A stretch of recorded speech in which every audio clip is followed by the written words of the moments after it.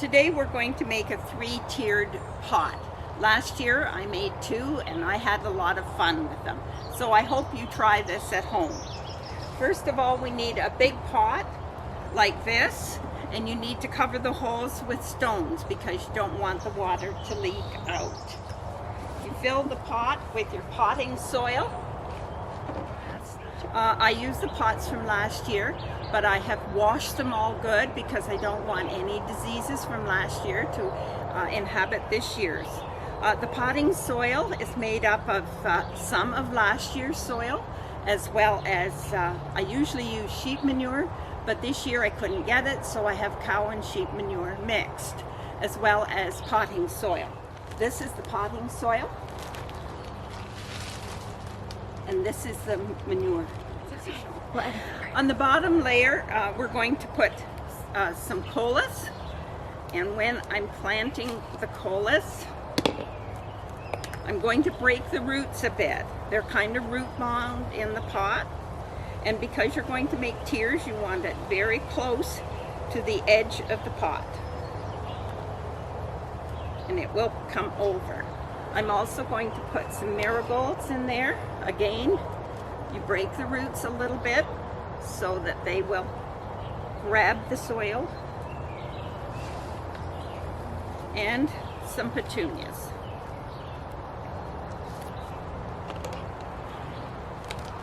The plants I purchased were from my friend Helga. She has a greenhouse out by Waterford. It's called Ed's Greenhouses on Regional Road 9, just out of Waterford.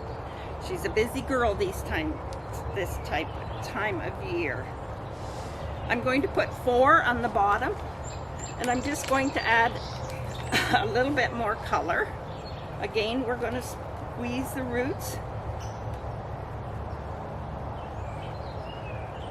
There. Now, that is for the front of the pot. The next layer is a smaller pot. The second tier, we use the medium-sized pot, and you want to make sure that all the roots and stalks and that, if you've used soil before, that you've cleaned that all out and you've mixed it really well, so it's nice and feels good. Now the next layer, I'm going to put some lobelia. Lobelia really likes to hang over. Again, we want to loosen the roots a little bit, and we're going to put it right in the middle.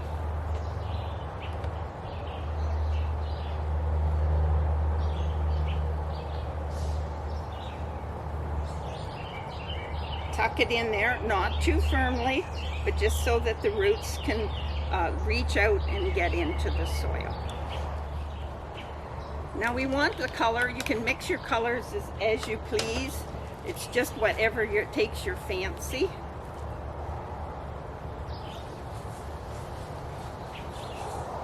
So we'll put some white in with this purple.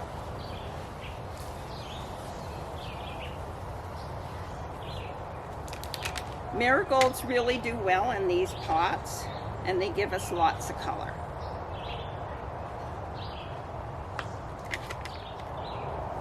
Let's accent the purple a little bit with this.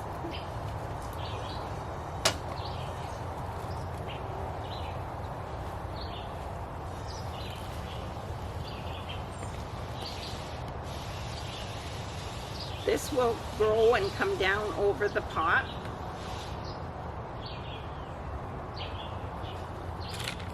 We've got room for one more.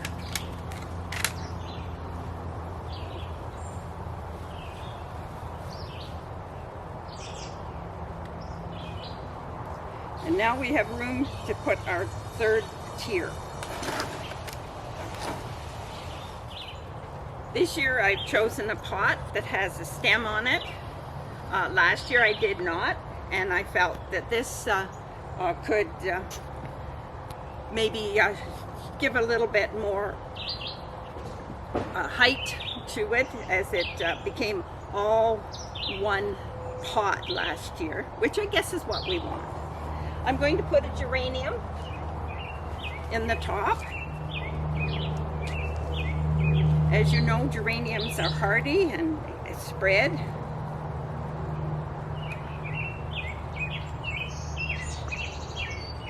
Now, I did not put stones in the bottom of these pots because I wanted the water to drain from the top pot to the second one down into the bottom one.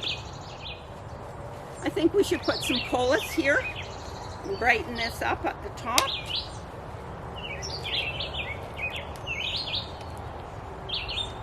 There are so many different colors of colas.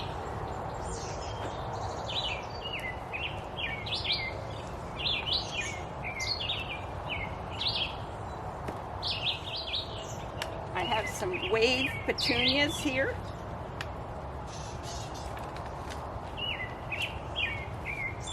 And we'll make this nice and bright with a purple wave petunia.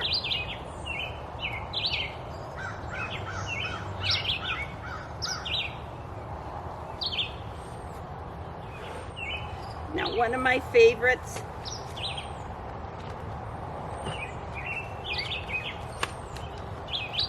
is this. And I don't know what it's called, but it hangs over the pot and lasts, and it's just lacy.